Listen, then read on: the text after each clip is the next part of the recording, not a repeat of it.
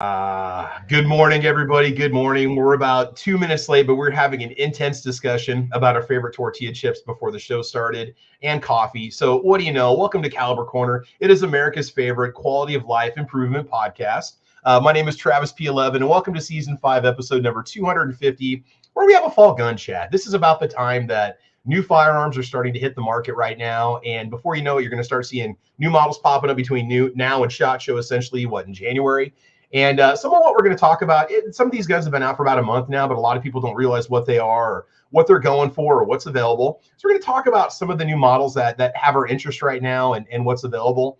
And then if we have some time after that, we'll talk about some range day essentials, range bag essentials, which is a discussion we haven't had for about 60 or 70 episodes. It's been almost a year since we talked about the favorite things that we like to pack in a range bag.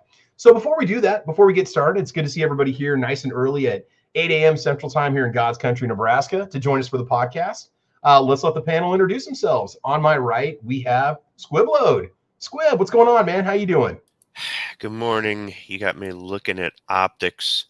Sorry. Scrolling down here, scrolling and going, man. The peer pressure that grown men put on each other to buy things is just, it is unparalleled. I mean, it really is. It's before you know it, you're buying firearms from companies you never thought you'd buy from before, and you're checking out optics, and it's an unusual kind of peer pressure. It's a good kind of peer pressure, but bad for the pocketbook.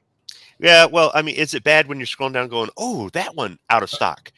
Oh, wait, no, maybe that's good. No, yeah, no. I'm so torn. It's like, it's out of stock, can't buy it, but it's like out of stock. Oh, good. Oh man, that's right. It's like, oh, it's back in stock. I can get it now. Yeah. So you got yourself a Taurus, and it's a G2C and 40 over on your channel. You guys should check out the unboxing. It is epic. So what's your take on it right now? You're not a plastic gun guy. You're not really not much of a Taurus owner, but what's your take on it overall? What'd you think? Yeah, I'm not a plastic gun guy. I'm not a striker fire guy. I'm not a trigger dingus guy. I'm not a small gun guy. But without having taken it to the range, and I got lots of comments, you should shoot it. No crap, dude. Okay. Yeah, in my house right now before even cleaning. 7 days a week. I do not have time to go to the range.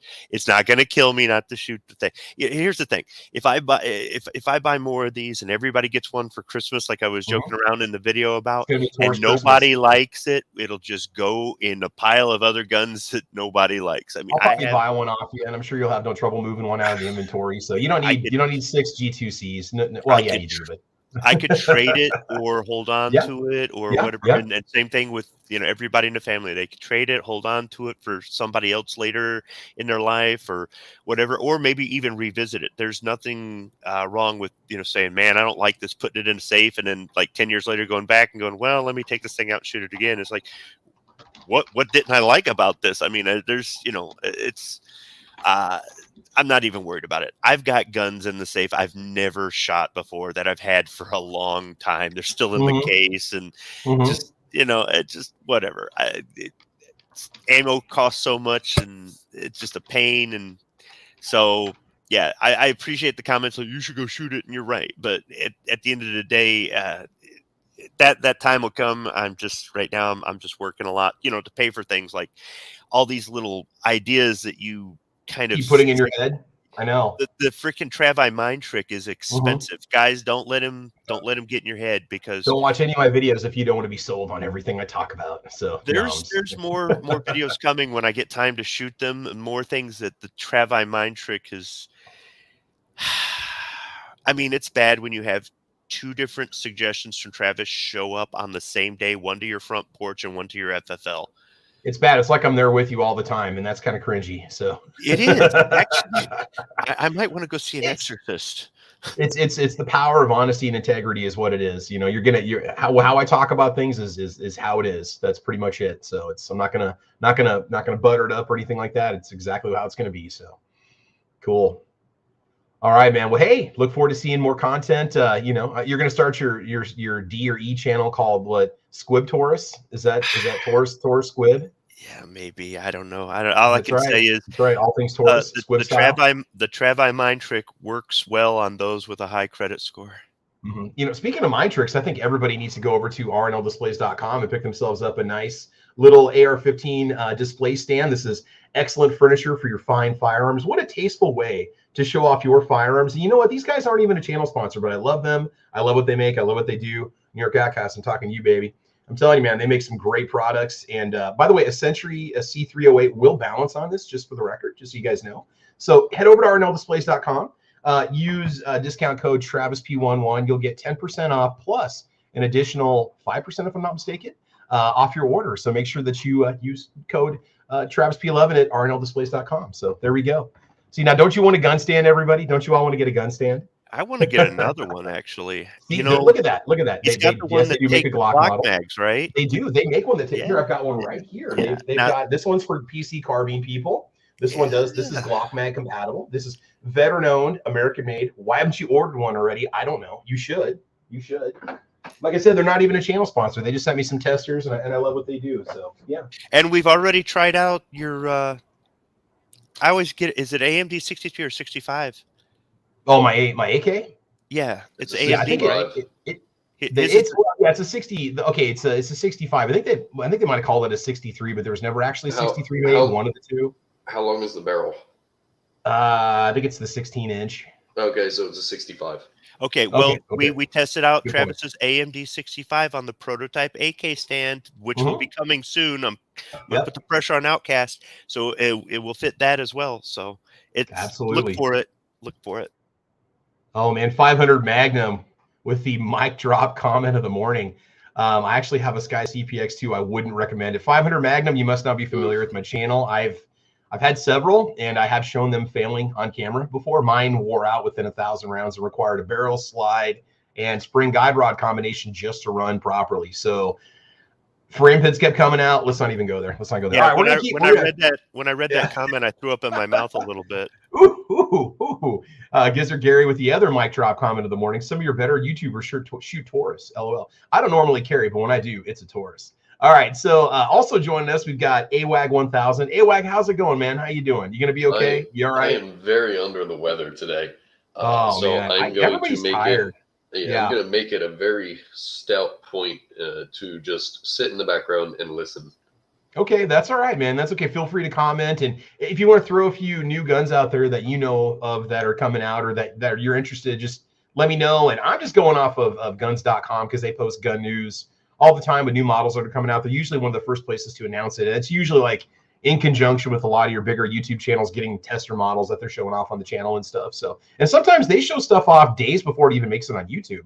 So I think that's kind of interesting. They kind of give you like an overview of the products. And they're in the industry. It's what they do. So guys, make sure you check out AWAG 1000's channel.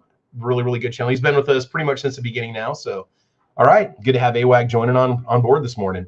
And also joining us, running the Mortal Kombat semi-tractor trailer, it's Single Shot. Single Shot, how's your morning going, brother? Well, going pretty good this morning. First off, new phone and new headset. How's it sounding? You sound really good. You sound really good. Yeah, it's awesome. No background noise. It's nice and clear. Of course, it always depends on your internet reception or your phone reception when you're on the road. Yeah. But because if you guys don't know, Single Shot is a trucker. He's keeping America running. So yeah. We try. Absolutely. So what do you think, man? You having a good day so far or what? You good? Oh yeah, we're good. I'm getting ready to head out now. I got to head down to the shop and get ready to take off. They're working on my truck right now, so. Oh, cool. I got a little bit of time. Yes. And had a very aggravating day yesterday, to say the least, and the day before. Ooh. Because my old phone decided it was going to go bye-bye, and I had to go to the AT&T store to get things straightened out. I couldn't do it. Yeah, it's a pain, man. Having to get a new phone and then transitioning everything over and moving stuff over. It's not always easy, and then things get lost, and it's just not the same. So I'm not a big fan of switching phones. Yeah, no, I hear you. Yeah, it's a pain in the neck, I'll tell you. Yes, not a pleasurable journey. We'll put it that way. But I hope everybody's having a good weekend there so far. Absolutely, dude. I'm on my second cup of coffee. It's 8 o'clock. It's Saturday. It's like 45 degrees out. 55 degrees outside right now. It's beautiful for us, man. No wind. I should be at the range, but we'll go tomorrow. we got the wind over here that I think it was a tropical storm. I don't think it got downgraded, but it come through here last night and part of the day yesterday afternoon. Oh yeah, it's coming. Kind of windy still up here, but at least it's clear. It's not it's not cloudy. But well, the heating season has started. Got the furnace going last night with all that wind. It's pretty chilly. About 43 degrees. Oh yeah. So. Well, I know we want to start talking about guns, but I do want to send a shout out to Nebraska shooters. I did pay to attend. Defense Dad and I attended the NRA Range Safety Officer training last weekend, and it was an 8-hour course. We had to pass the exam at the end of it, and we did it, and we're going to be getting our credentials soon. And Nebraska shooters put on a top-notch class. It was really, really good. And I'm somebody who's, as an educator myself, I've been through a lot of trainings and stuff, and they really kept it fun, interactive. We played out a lot of different scenarios. I learned a lot. And I know you can say what you want about the NRA, but like their range safety officer course is the standard that a lot of insurance companies require if you want to be an RSO at that range. And the information I got was wonderful. They cover all the basics, even things you already know, but they do get down to, hosting different events and stuff like that. So when it comes to education, again, I'm not, pushing NRA, but that range safety officer course, if it's something that you've ever thought about doing or something you want to do on the side, say for extra revenue, be an RSO at your local range, consider it, because it's excellent. So I just want to get that out there right now. It's a really good program. I paid $95 for the class, and then I think it's going to be $60 for the credentials. And after that, I'm all set for 2 years, and then you can just keep renewing online every 2 years and keep your credentials up. So I thought it was kind of important that maybe I get that myself, especially the way that I handle firearms. And it makes you view firearms in a different kind of way, the way that you think about them. And I'm not talking about becoming a range Nazi or anything like that. I'm just saying that it kind of opens your mind a little bit, makes you think about how you handle firearms and how other people handle firearms on the course. So anywho, all right, so we're going to talk about new guns. We're going to go and just jump right into it, and let's see what is out there. So feel free to chime in. Hey guys, when I'm doing this, I'll try to bounce between viewing comments and what I'm showing off on my screen. So we're just going to go to what I think is kind of the 800-pound elephant in the room. So Squib, you're not a fan of plastic guns, and you're not a big fan of striker fire guns. But Squib, I want your opinion. What are your thoughts on the new M&P metal? What do you think about this? It's overpriced. Yeah, the price. Okay. So you're getting a lot here. Okay, you are getting. I can understand there's going to be an increase in the price because they're going from polymer to an aluminum machine frame. You've got a different trigger. It looks like you've got a better trigger than what was on the other M&Ps, right? You do have an RMR cut, probably night sights. We're looking at what, $849 MSRP? Is that what we're hearing right now? Yeah. Okay, now, so they can do that. Okay, it's a new, latest, greatest thing, and they're pushing it, and people are going to run to the store to get it. I think it looks nice. They can have that high price. I'm wondering if in a couple years, if the price will come down. Now, something I'd like to see is this in, say, like a 10 millimeter. After my little 10 millimeter fix last summer. Let me make a prediction right now, and then I'll let you take over. I guarantee you they will slowly be substituting every model on the line. They'll be making a metal version of every gun they make. I can already see it right now. I call this about RMRs. I call this about micro subcompacts. I call this about, going 10 millimeter. Everybody's going 10 millimeter. And I guarantee you there's going to be a metal shield. There's going to be a metal everything. Yep. So I shouldn't say last summer, this summer, but it's getting cold, so it already feels like it was last year. Anyhow, exactly. This summer I got my 10 millimeter fix, and when I was reading the specs on this, I'm like, man, if they just put it in 10 millimeter. But I thought about two different things. One is they're dipping the toe in the water with this, right? They're going to see if this. So that's I agree with your prediction, but I think they want to start off with this, see how well it sells. If it sells well, then they'll offer other calibers. The other thing is it's an aluminum frame, and I don't know of any aluminum frame 10 millimeters. So they'd have to make a steel frame. Does EAA, the Tank Foglios, do those witnesses come in an aluminum frame in a 10 millimeter? I don't know, but I don't know what they're made out of. I would think that with 45 and 10 millimeter, you're going to want a steel framed gun in my experience. So not that I'm a gunsmith, but I just don't recall seeing any of them in aluminum. So if they do it in steel, they might charge more. And you might say, well, aluminum costs more than steel. Yeah, but aluminum's easier to machine. So I don't know if that would have any effect on the cost. I mean, as far as all the little trinkets and stuff on there, yeah, it's like trying to get a performance center model. I don't see why you wouldn't, because for that small amount more a performance center model is over the standard model, they'll do. I guarantee they'll do a performance center, ported barrel, better sights. They'll change it up a little bit and charge another $100 or $200, and people will buy it, and that's fine. So that's just it. Let's say they do this in steel and they have a performance center model and they want like $1,100 for it in 10 millimeter. When I can go get a Ruger or a Colt for what, between 7 and 9, it's a 1911. You might go, yeah, but this is double stack. Yeah, but this has got that. It's like, yeah, but dang. But here's the funny thing: they want $849 for that, and then a lot of us were balking at the price of the Bear Creek Arsenal Genesis 1, which is an all-metal Gen 3 Glock 17 clone, RMR cuts, threaded barrel, which this doesn't have, aluminum frame, machined aluminum frame, and we're like, oh, that's. But I get, there's a difference between like a Glock clone where we think it should be cheaper than a Glock because it's not a Glock, and this, which is, a better version of a gun that they currently already make. Oh, not better, but an enhanced or upgraded version of what they already make, Okay, so look at it like this. What if Glock came out with a Glock 17 or a Glock 19 with a metal lower frame, an aluminum or steel? Which we can already buy now if we want to. If we don't mind spending $250, we can get. Now, it's not going to look like exactly like the Glock frame, but it's going to give you that aluminum frame, Yeah, so I mean, I don't know if anybody else is going to follow suit, or like you're saying, yeah, you can get that, and that's aftermarket, or that's I don't know. Everybody's like, get a dagger, which I don't know. That's plastic, it's metal. I don't know, but the whole point being is, if this catches on, will other companies start going, well, we offer the metal version, the plastic version, and don't get me wrong, the plastic has its advantages too. There are certain things, like for one thing, it's not going to get cold like metal will, right? You're carrying this as your sidearm while you're hunting. It's going to be cold if you don't have gloves on, right?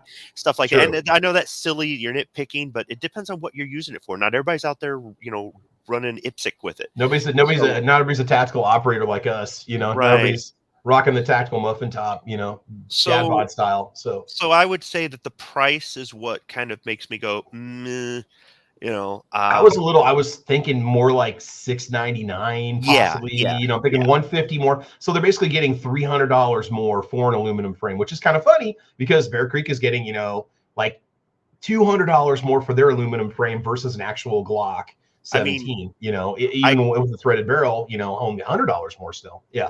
I could buy 4 9mm Taurus pistols for the price of this. And I'm not typically one who nitpicks over price, but I look at value. And some people might say, you paid way too much for that. But it's something I wanted, right? This isn't even something I want. Not to knock Smith & Wesson. It's not something I want. So how are you going to lure me in? Well, not with that price. So the sticker shock. So I want to see if the price comes down in a couple of years. I think they'll dip down to like $750, $699 on sale. Yeah. See, it's just now there's a demand and it's supply and demand right now, and everybody wants them, and everybody's getting them for their YouTube channels, and And if they've got a steel frame performance center 10mm somewhere down the road, and it's competitively priced with a 1911 and 10mm, let's talk, but until then, no. But I think it's good that they've got this. I mean, I wouldn't call it innovative. This is a marketing thing, honestly. You're going to get guys like me who do not really care for plastic guns, even though I own them, to go, but I'm just wondering how many guys were going, how much? Well, to me, it's kind of a value thing. It's like, I'm getting an all metal gun now. Granted, I'm paying $300 more, but it's like, to me, that's more substantial for my money. I'm getting more for my money. I don't know. That's just kind of how I feel about it, but that's just me getting old and expecting more for my dollar, but single shot, let's ask you the question. What do you think about this? With the whole idea of going metal with these polymer frame pistols, do you think this is going to be a trend we're going to see now? Or do you think Smith & Wesson is going to expand this across the board? What do you think?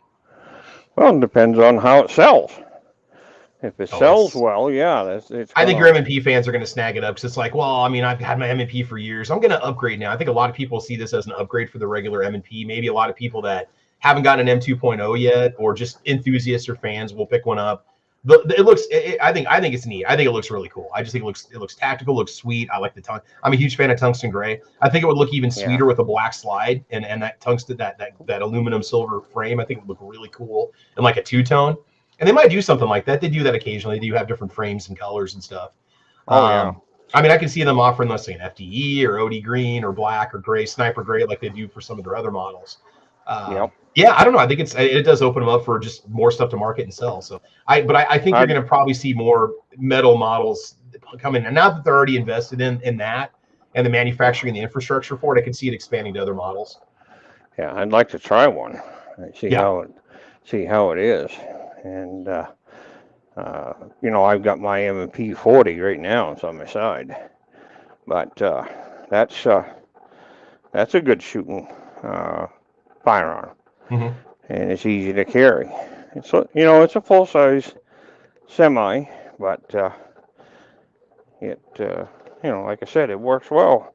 So let me ask you a question now. As an M&P carrier or 40 carrier, would you consider buying one of those in 40 if they offered it? If I had a chance to try it out and give it a shot, sure. I mean, I can see that being a huge marketing point. That's what they should be doing, is marketing to those people that have carried an M&P for years. It's like, isn't it time for an upgrade? Don't you deserve more? Like kind of put that pressure on you as a buyer. It's like, you know what? I do deserve that upgrade. I'm just saying. I mean, but again, what do we know about marketing? We're just a bunch of keyboard commandos. A quick comment. Ozzy Osbourne says, I'm still waiting on a SIG P320 10mm. That would be cool. Gizzard Gary says you can get one from Live Free Armory cheaper than the M&P 2.0 metal. So Gary, you're talking about an all metal 9mm with similar specs? Because I know, Live Free Armory is really making some really cool guns right now too. So yeah.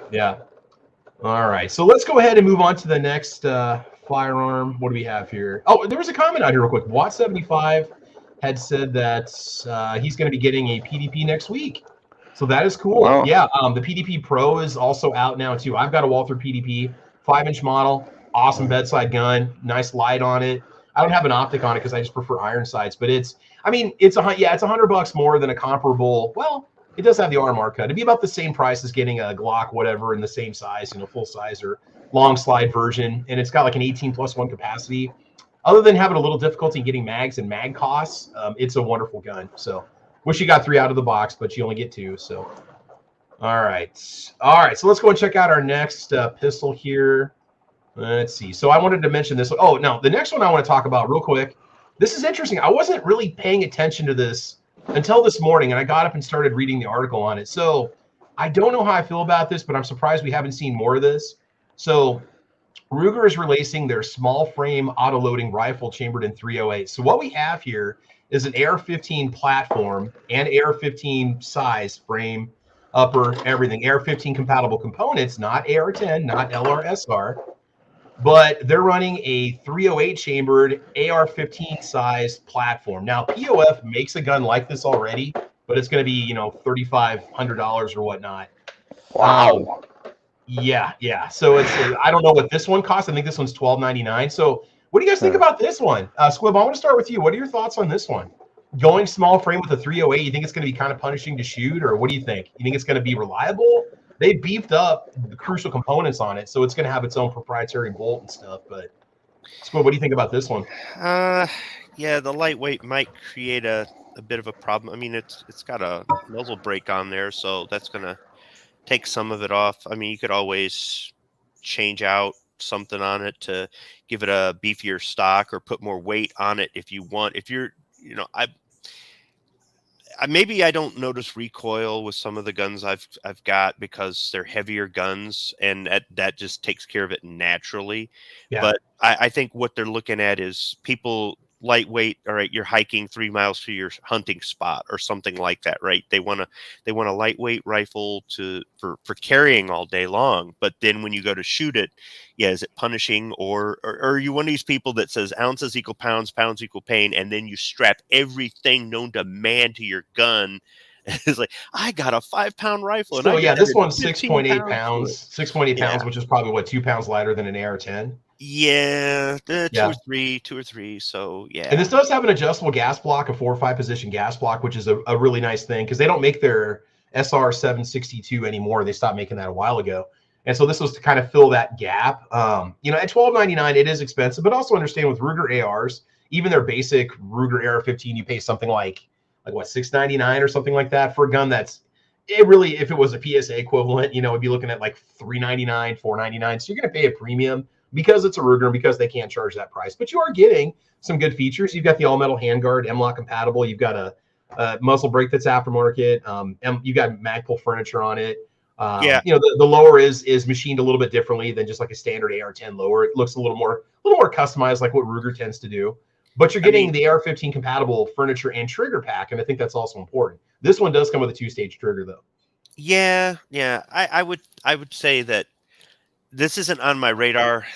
Something else is, but if this was, probably I'd change out the buttstock, honestly. Oh yeah. No, definitely. It depends on what you're going to be operating in, like what you're expecting. Are we talking like CQB? Or are you talking about support fire? Are you talking about MSR or whatever? I mean, okay. Here's the thing: the CQB crap. All right, everybody's got to have like an SBR, an SBS, an AR pistol. They've got to have the shortest, all this, and PDW for CQB. PDW is meant for security, but I learned how to do CQB with an M16A2. All right, 20-inch barrel, fixed buttstock. I mean, so you can't get this in a 20-inch also, though. Just so you know. So you can. What I mean is, for me saying, hey, we've got a shorter, lighter. It doesn't mean anything. I can do CQB with an M1 Garand. Honestly, I'm not kidding. So for me, I'm not saying a shorter thing isn't easier for getting through narrow spaces and crawling through this and doing that, and it's lighter but yeah, that just doesn't mean a lot to me. For somebody else, it might be something different because they train differently or just whatever they're doing. But I don't know. I'm just, with me having put together some of this stuff, I'd probably look at my options for, could I put together something for less money and then get all the accessories I want all at one time too. So I'm probably not the best person to ask for this, but I'd say the buttstock is the point of contention for me on this. Oh, we had a question out there. I think Ozzy Orsmore was asking, how much is a weight thinking concealed carry? I think he was talking about the M&P 2.0 metal. I don't know. We'll have to, we can just look real quick since I already have the tab open. But yeah, and they do offer that gun in a 20-inch also, and I don't know if that costs more. But if you want that longer barrel and you want something that's got that AR-15 platform compatibility, but you also want the 308, I mean, it is going to be a nice option for you. So here's the problem with, I always forget that you have to scroll down. I don't know if they mentioned the weight. Oh, 30 ounces unloaded. 30 ounces. By comparison, the standard polymer framed M&P 2.0 with the same size barrel magazine runs 24.7. So 5.3 ounces more, which may or may not be a difference. I mean, I carry a super light, max 380, LCP max 380. That's 13.3 ounces loaded with 10 rounds of 380 or 10 plus 1. And I mean, it's in a pocket carry, the ounces make a difference because it's not pulling your basketball shorts down or whatever when you're wearing it, or in your jeans, you don't need like a heavy belt or anything like that. But for some people that could be a big deal, but 30 some ounces unloaded, you're probably looking at about 33, 34 ounces completely loaded. Depends on how much all those rounds weigh. So yeah, it's definitely going to weigh more, but with a proper belt, I don't see any reason why you couldn't make that work. I mean, you can make anything concealed carry work for you if you want to put enough time and effort into your thought of how you're going to dress. I mean, it's possible to make anything work for you, Let's see here. There was another comment out there. Gunmetal Guy USA says, you're talking my language. I love thumper pew-pews. Who needs shoulders and wrists anyhow? Yeah, it could be interesting to fire. It could be interesting. I just about bought just as like a handy rifle, I just about bought a Ruger American youth model with like a 16-inch barrel chambered in 308, and it had the shorter frame, but the frame was so short that I couldn't comfortably shoulder it and feel like I could safely use it. But I thought that'd be kind of a fun little gun because I don't know if they make the Ruger American Ranch series in 308. They might. I'm not sure what they do, but anyway, the Ranch series has like a medium-sized stock that's shorter than the regular Ruger American, but longer than a youth model. And I was hoping that was the same stock they put on that 308, and it wasn't. But anyway, I was kind of interested in that little short 308 rifle just for something kind of different to play around with. But this kind of sparks my interest also. $1,300. The thing is, you really couldn't do something like this on your own. You pretty much are having to go through a manufacturer, because I don't know if anybody makes a 308 compatible AR-15 lower right now. I'm not sure if anybody does it. You couldn't buy, I don't know, POF makes lowers that you could buy and then put it together. But I mean, Ruger had to beef up the bolt carrier group, and it's got some special enhancements on it to make sure it doesn't just tear the gun apart when you're shooting 308 through an AR-15 size frame. So that's in it, because it's going to be a lot smaller, a lot lighter than your AR-10 or your LRSR 308s, just so you know. So the next one, and I don't know, we don't really seem to hear much about it, but Beretta has the 92X performance carry 9mm with the optics cut on the top. I think it's interesting how they've got their optics cut up there, but you also have the cut on the barrel. I haven't really heard much about. All I know is that initially there were not a lot of options out there for optics mounting, or when you bought the most recent Beretta or one of the first Berettas that had the optics cut, like you didn't get to play with it and there was nothing available. But this one looks pretty interesting. It weighs, guys, 47.6 ounces unloaded, steel framed. Let's see. They build the Extreme S as providing a 40% reset reduction in travel compared to standard 90 series trigger. Oh, there's talking about the triggers and stuff. Components are DLC coded for reliability.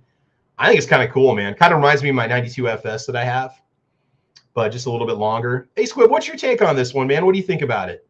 Because you're kind of a 92. You're a 92 guy, aren't you? I love the ergonomics on it. It's the first handgun platform I learned on. I used to carry it as a duty weapon. I used to carry it as my EDC. I can't hit the broadside of a barn with one. I might need this optic to help. You might need the red dot. You might need to get yourself a red dot. Yeah. I love the gun. I honestly love the gun. But if you saw me shoot it, you'd be like, dude, are you sure you used to carry this every day? It's like, really, dude? Really, dude? Yeah. Well, this one's got nicer sights on. You got the adjustable rear target sight. You got the fiber optic front sight. You got the optics cut on it.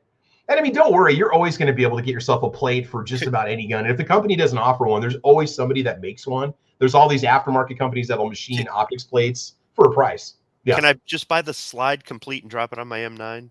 Oh, that would be awesome. Yeah. That would be cool. Yeah, that actually, I'm surprised they don't do something like that. Get on that.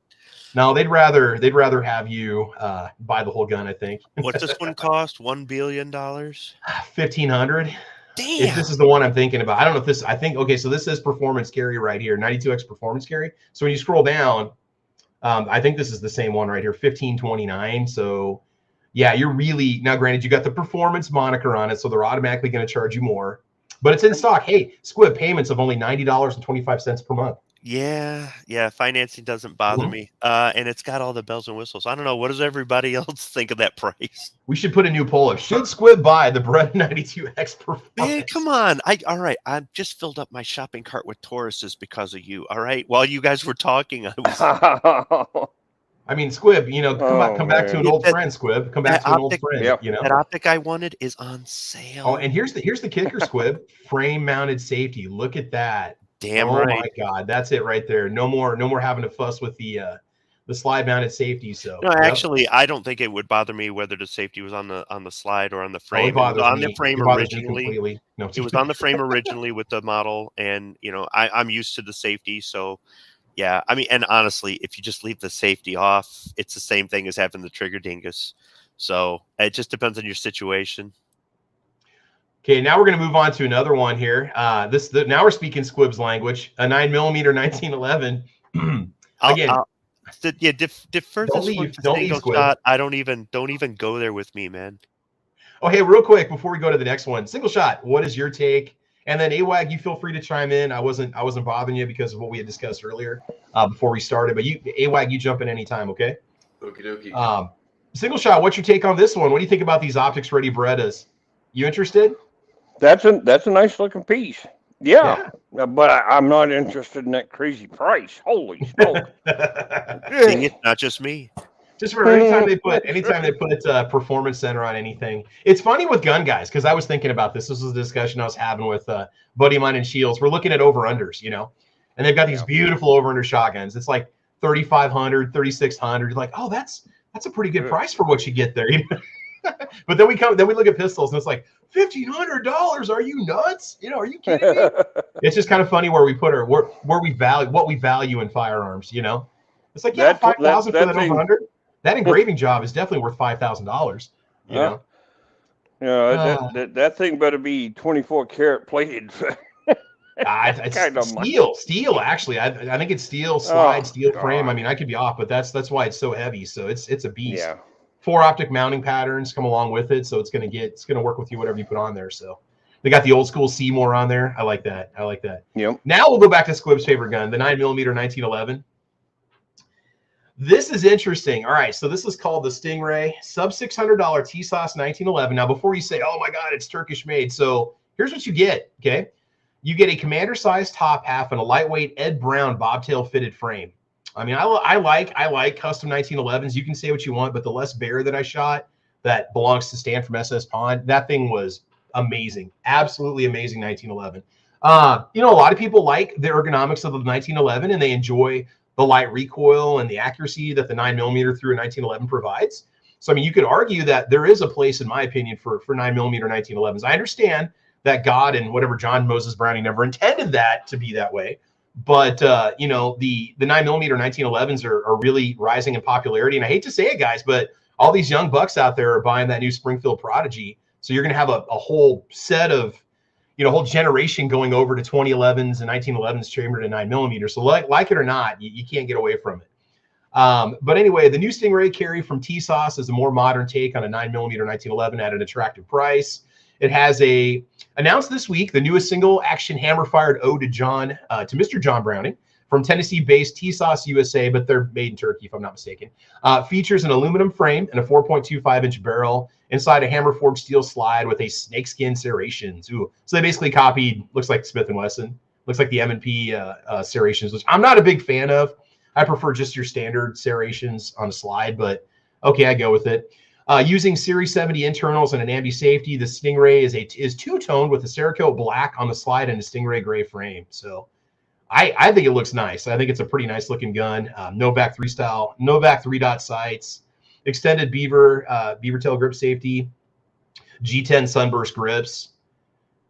$579, 9+1 or 10+1 extended. Along with a waterproof and lockable hard case. So $579, I mean, and it says a price that is likely to trend downward with retailers. So, I mean, that, you know, sub $600 for a nice looking 1911, you know, I mean, there's nothing stopping you from, say, going over to Rock Island and picking something up for 100 to 200 bucks less. But for what you're getting here, I think this definitely has a lot that it brings to the table. I don't know. What's your take on it? Single Shot, I'll start with you. What do you think about this one? What are your thoughts?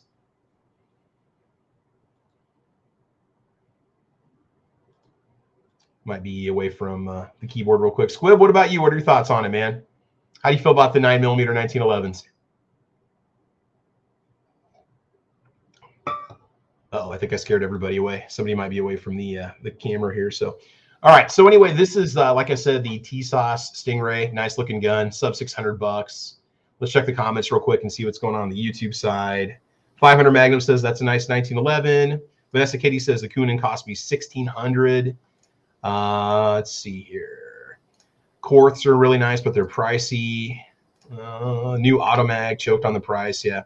Let's see. 500 Magnum says I can't. Something to Ed Brown's, but they are very nice. Oh, can't afford maybe.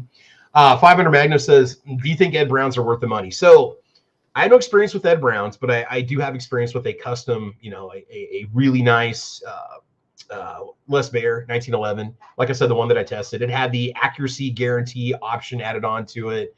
Hand fitted, just super tight tolerances, but just an amazing crisp trigger, just no slop. I mean, just amazing. I mean, I got a Ruger SR 1911, which is, it's a step up from, you know, like a bottom tier 1911 or a standard government model. But yeah, you know, I mean, I think it's worth it. I mean, when you see the time that goes into like a Les Baer and what they do when they assemble it and put it together, and you can actually watch a factory tour video on YouTube of it, and I think it justifies the price just because of what you get, the time and effort that goes into it to ensure that it is reliable, to ensure that it is, you know, as good as you can possibly get. I consider it. But for sub $600, I mean, this is pretty cool. And I don't have a 9mm 1911. And now would I keep it as a carry gun? I don't know, because I've got several carry guns in my collection right now. I prefer a little more capacity in a 9mm. That's why in the wintertime I tend to do a G17 Gen 5. But there's nothing wrong with this. I think it's a really nice looking gun. Ambi safeties are definitely a bonus too. So I stepped away to handle something, and you're still talking about this 9mm thing. Well, I asked for your opinion on it, but I thought I just scared you away, or you decided to. No, when I saw away from the microphone. Yeah. When I saw this blasphemy, I said, "Yeah, it's time for me to go." I'm gonna next time I put a 9mm 1911 up, I'll just assume you're not going to be in front of the camera, okay, in front of the mic. So. You know, the problem is somebody's going to have a really cool one, and I'm going to be at Thunder Under Prairie and be like, here, shoot this. And be like, no, man, like, shoot this. Wow, right? That's really and I shoot smooth. it. And you shoot like a little sub 3-inch, you know, sub 0.3-inch, you know, 5-shot group. You're like, and you're standing off camera behind the tripod with that, you know, with that wink point kind of thing going, you know, I'm going, ooh, you guys. Yep. So you look at Tony out there. I'm actually toying with the idea of a Ruger SR 1911. Tony, I thought you were just like 44 mag or nothing. But I mean, I'm telling you, the SR 1911s, the bad thing about the SR 1911s is that they've really gone up in price. I got mine for $679 like 5 years ago. And I mean, you can argue and say, well, yeah, prices were lower 5 years ago, and there was a glut of guns on the market. Now I think they're pushing almost 800 or 900, but in that price point, I mean, it's like either you're going to go higher, hit the $1,000 mark, and start looking at a Les Bear or an Ed Brown, right? Or go lower and go with, say, a nice, Tisas, or maybe go with maybe one of the TAC Ultras from Rock Island Armory. And I'm sure there's a million 1911 companies out there. It's a weird price point to be in because it was just what I wanted to spend. It had the finishing colors that I like, the stainless steel with the wood grips. Squib, you had one. Kingpin had one. I knew they had run well for you guys. And that's what sold me on it. So that's what sold me on SR 1911. Yeah. Yeah, that's my carry gun most of the time when I open carry. And it's also my sidearm when I go hunting. I can't say a whole lot of bad things about it. I will tell you that it's the reason I have my channel name.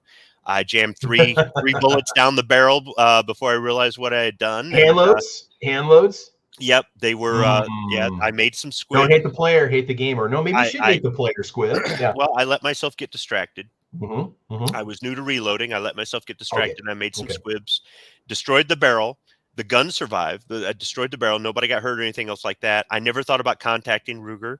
I found a Marine that makes 1911 barrels. I contacted him and I said, we'll just drop him an SR 1911. Is it plus P rated? Yeah, it is. American made.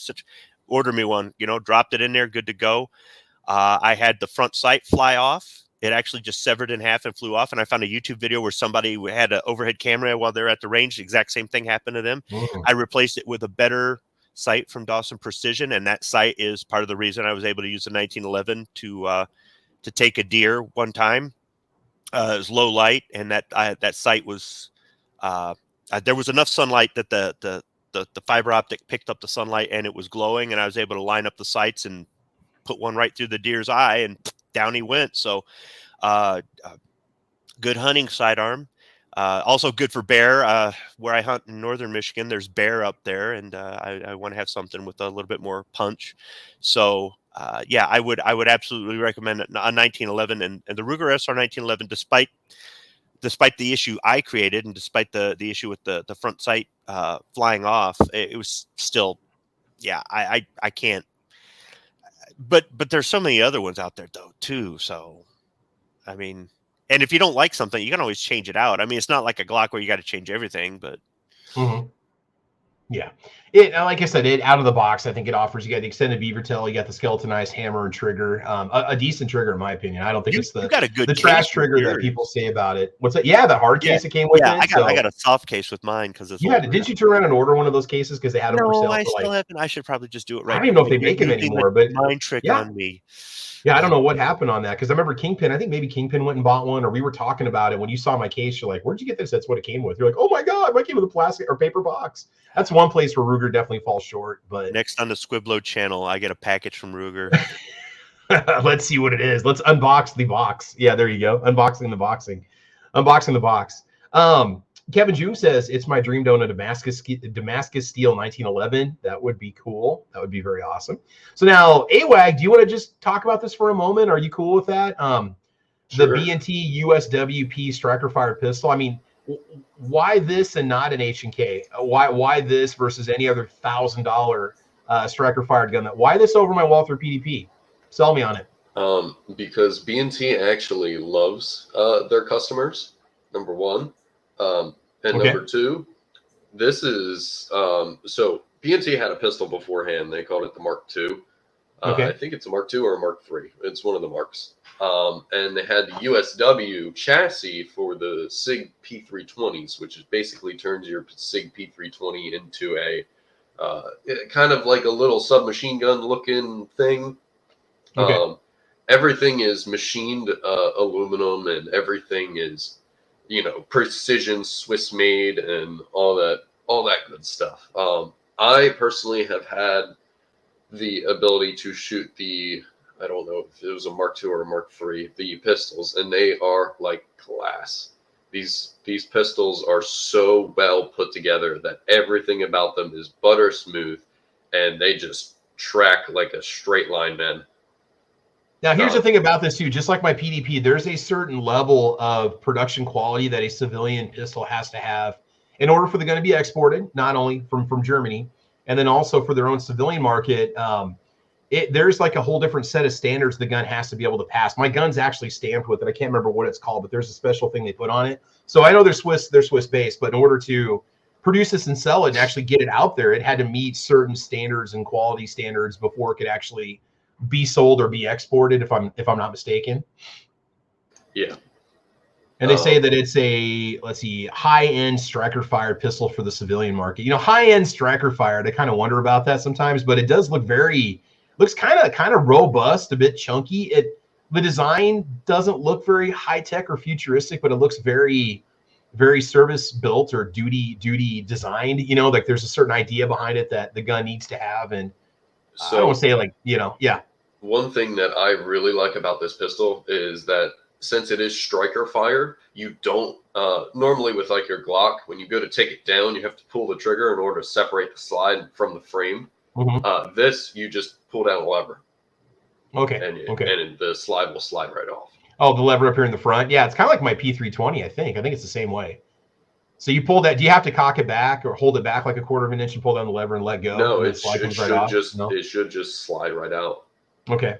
And I will say this, you know, being a B&T product, it's probably one of the few that's actually affordable for people because a lot of what they sell is $1,000 on up. So, you know.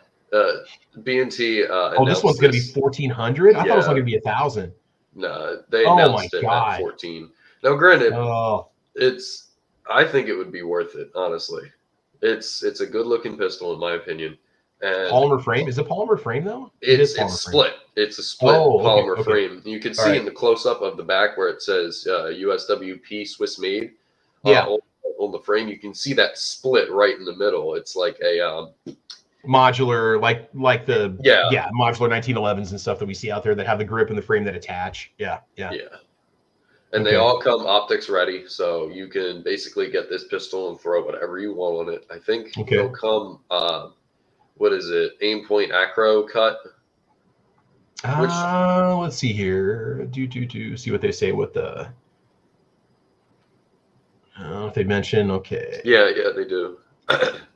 Okay, shown here with an RMSC red dot. The USW-P will be optics ready from the factory, and all models will feature suppressor hide sights. The other optic pattern officially announced was the Aim Pro Acro. Yeah. And like I said, there's always going to be companies that are going to offer aftermarket plates if you don't mind paying for them. You know, what I like about this is they do have the nice high sights, which may come pretty close to co-witnessing. But you do have the nice tall sights on it. So if you had to take off the optic, excuse me, you'd be able to just pull you'd have those sights on standby ready to go. So it doesn't eliminate the rear sight, which is, to me, that's an important thing if you're going to run an optic on your gun, just in case the optic would fail. And you're not just using it. You can use it as a carry gun, or it's going to be your only gun or whatever. It's nice to be able to take off that optic if you need to. Granted, it's probably not going to happen in a hurry unless you have the tool on you, but still, you know. So that is pretty sweet, man. So $1,400, man. This is going to be an expensive fall. It's going to be a really expensive fall, I got a feeling. So yeah, I mean, it's a nice pistol. What's really cool when they designed this pistol was they actually took in the German guidelines for a service pistol. And they put it into just a civilian style pistol. This is just for civilians. It's not really made for a military market. However, they designed it to meet those military standards. It's awesome. Hey, Squib, I saw your private comment about the SR 1911. If you go back and check my original unboxing video on the SR 1911, which I did like 3 or 4 years ago, I want to say it was like $949 was the MSRP on the SR 1911. So it's gone up almost $200. In the last 4 years on the MSRP. Ruger's Razor MSRP is $50 to $100 on every gun in the last 3 years, because I would always mention price in my unboxings, and a lot of their guns have gone up $50 to $100, which, I mean, you can argue inflation, shortages, just price adjustments and whatnot. So, I mean, that is something that can happen. So, all right, let's see what else we have over on guns.com. What else are they talking about for new guns? There is an FN 509 compact compensated CC Edge that's out there. They do talk about the new Prodigy double stack 1911 from Springfield. I really wasn't going to get into it much because there's so much content out there on the Prodigy. It's a 2011. It's new. It's about $1,500. The only comment I'll say about it seems to have a really weak ejection pattern from what I've seen in all the videos. And some guys have had to replace the recoil spring. They've had some return to battery issues with it. And I'm not ripping on the gun saying you shouldn't get it, but just kind of go into it with an open mind that it is a new design. It is a new gun. and who knows how much testing it's actually had before, Springfield actually brought it to market. I think it looks cool, and at that price, there's a lot of options out there. It's cheaper than a Staccato, but it does have, a lot of really good features. I mean, you could get yourself a, Rock Island Armory, 9mm 1911 or 2011, TAC or whatever they call it, for probably about half the price or close to half the price. But I mean, it's cool they're bringing it to market, but I mean, and I don't know if those Rock Island 1911s, those 2011s have an RMR cut, so that may be one advantage going with the Springfield instead. And then Taurus is kind of pulling an Apple on us right now. Apple does like little enhancements, and they sell you on an all new model. Like they improve the camera, they improve the screen, you go buy the next iPhone, right? Taurus is kind of like, they've kind of mastered that. I've noticed over the last couple of years, and I'm not ripping on it, but it seems like they just kind of like trickle out small changes over time. And this is one of them. So they got the GX4 XL, which is built on the GX4 platform, which is basically a P365 competitor. This is going to give you the longer slide. You've got the optics cut. You've also got, looks like an extended mag. And I'm not sure if that extended mag also comes with the standard GX4. Price on this one, let's see if we can find the price real quick. Retail. So 3.7-inch barrel, 11+1 capacity. Something like this, it almost gets to a point where I just feel like you just need a G19 and just be done with it. But because you're kind of getting to that size of like a Glock 19. But it says the GX4 XL uses the same grip frame as the recently introduced GX4, but with a longer slide assembly. Uses the same magazines and ships with 2. I mean, it's not a bad looking gun, and it is a very compact pistol. If you've ever seen them before, they are very small. Let's see, $429 MSRP, and if you want the Toro with the optics cut, $459 MSRP. I would think you could probably find one for $399, maybe $425. But again, that does offer, again, a lot of value if you want to get into that micro subcompact arena, but you want the longer slide, longer sight radius, better velocity out of the barrel. It's amazing what an inch or two adds to barrel velocity. You'd be very surprised what it does. So that would definitely increase the performance of it. 9mm, 13+1 or 11+1, which is a pretty good capacity. So I can't really speak about the trigger. Now, again, this is technically a new model. So there's always a possibility that it could, have some issues. You never know down the road if something's going to pop up or not. Defense Dad says the GX4 took a lot of cues from Steyr. It does kind of look like the Steyr series of pistols, doesn't it? Just kind of that angle and that grip design. I can't remember the GX4 designer. Was it a former Steyr? Because I announced the GX4 before it actually came out. I found information about it over on a Brazilian website. And using my knowledge of Portuguese, I was able to bring what information I found out about the GX4 to you guys before it actually even came out. So kind of like the sage when it comes to new gun news, just to let you know. So I got to brag a little bit about that for the first time. So Grumpy Bear says, I'm getting a Taurus 1911 for 400 bones this afternoon. Hey man, I tested one. I loved it. It shot great. It was like a two-tone model, and it ran fine. A little finicky with certain brands of mags, but it did run pretty good for the most part. You might need to tune it a little bit. Maybe be wary of what kind of ammo you run through it, especially when it comes to hollow points and the feed ramps and stuff. Sometimes you can get some issues, but something to think about also. I noticed we didn't give a shout out to anybody on the YouTube side. We will do that towards the end of the podcast. So we'll just see if there's anything else over here on guns.com that looks good. And if not, we'll move over to our second topic, and then we'll go ahead and wrap up. So again, lots of new guns coming out. Again, we talked about the Genesis one last week. Basically, it's Bear Creek Arsenal's G17 Gen 3 clone. Does have a like 416R or 516R stainless threaded barrel that's fluted, aluminum frame. It does have the Cerakote with the RMR cut, and it does have the lightning cuts in the slide itself. It does have its own trigger, its own unique trigger, but $749. What's funny is I go back to the Bear Creek Arsenal website and I can't find that anywhere. So I don't know what's going on. Either I'm just not running the website properly, but I can't seem to find anything on the Genesis right now on the web. I type in Genesis and nothing comes up on the Bear Creek Arsenal website. So maybe everything's just gone and they pulled it until they get their stocks rebuilt, or maybe they're going to do something with it. I don't know. So that's going to be something that's coming out there. Shadow Systems Foundation Series 9mm pistols. We talked about Glock clones last week, but I don't know if we had mentioned this. So let's see what this is all about. It says blending the now old school gray man aesthetic of the 3rd gen polymer frame striker fire game with features that folks not familiar with the Weaver stance want. The Shadow Systems has a new pistol series. Okay. The Texas-based company, basically known for doing what Glock should have done, announced it's starting at $679 Foundation Series this month with 3 alphabet soup models, and they go through the different models. They got a 15+1 with a 4-inch barrel, 4.5-inch 17+1, which is similar to a G17. And then they also have kind of their version of a G19X/G45, which is a 4-inch barrel with 17+1. So they've got the MR, the XR, and the DR series. So again, that's not going to be giving you that Glock grip angle. You're going to be getting more of a 1911 style grip angle on it. I think they're nice looking guns. You know, at $679 for a Shadow Systems. They tend to run, you know, in the $1,000 range. That was the other thing too that I didn't realize.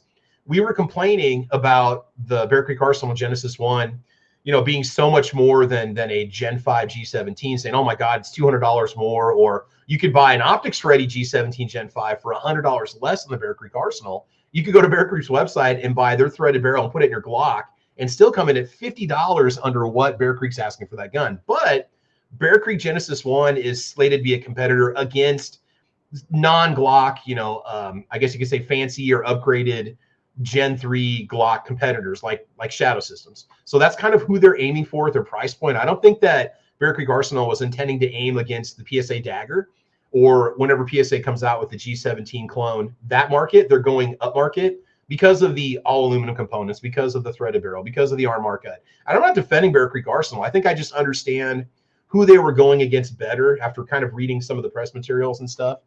But anyway, back to the Shadow Systems Foundation series. It says what the Foundation series has a plus over the standard Glocks is that they're multi-optics ready. They have enhanced ergonomics, including wraparound texture and a modular frame to change the angle of the bore. The angle of the bore, mind you. Okay, it says read that last part twice. They include steel sights that have a natural lower third co-witness with most dots. And they ship with the upgraded internals, such as a carbon steel guide rod and a match grade barrel. In short, they don't look like much at first. But in other words, they aren't Zebs or Kleins, but they have all the right tweaks in the right spots and do it while staying under $1,000. Fundamentally, they're pared down versions of the company's Elite series, but built more for the interstate daily driver than the racetrack. No spiral fluted gold, titanium nitride, or whatever barrels and comps here. So I think it's cool that they're lowering their price point and maybe going after people such as myself that doesn't really have upgraded Glocks in his collection, but would like something kind of cool that has a lot of features that might be something different that offers a different grip angle than the standard Glock. I think that's definitely, you know, it's a big deal for some people, especially if you've been a 1911 fan your whole life. So Squibby, what's your take on this one? What do you think about this Shadow Systems MR? If you buy it, I'll shoot it. If I like it, I'll buy it. I don't know. This feels a lot like my SR 1911. I think I need one of these now. I mean, okay, sure, I'm going to try to reverse this on you. You should buy this before Thunder on the Prairie next year, Travis. That's what I think. You know, I am in the market for something new, and I don't know what to get. So Shields gets one of these in stock. I might just handle one and see what I think about it. Kind of wish it had an aluminum frame for $700, but hey, here's the thing. You can go get your Glock, you know, but if you go buy these upgrades, you go buy a better barrel for it, or you have to go get an RMR cut or get an RMR cut Glock, you're already looking at $600 to $650 out the door, not counting, say, a better barrel or any kind of custom work you have done to that gun at all. I see nothing wrong with it. I think it's kind of cool looking. But I really do want to pick up a Dagger or wait and see if PSA does a like a Dagger 17, like a G17 clone. Now, but yeah. At a certain point, would you have a couple different that are in the same genre and then maybe do a comparison? You know what I mean? This one's maybe pick up a Dagger, compare the Dagger to, say, a G19, compared to the Dagger, compared to the Shadow Systems. Yeah, I think so. I just, and the problem with me is that seeing this, it's like, okay, it's not that $1,000 price point. It's offering 3 different models. Oh, they do have a G17 size. I could probably pick one of those up in the G17 size frame. That's what I would probably do, because I don't really need anything G19 size, because I'm happy with what I have for carry guns right now. And I'm not really in the market for a small pistol. I kind of just want a Dagger out of curiosity. But this kind of sparks my interest, because it's like, okay, they make fancy schmancy, parts for your Glock. Let's just see what these guys are all about. Is it a better trigger? Is it a better grip angle? Is it more accurate?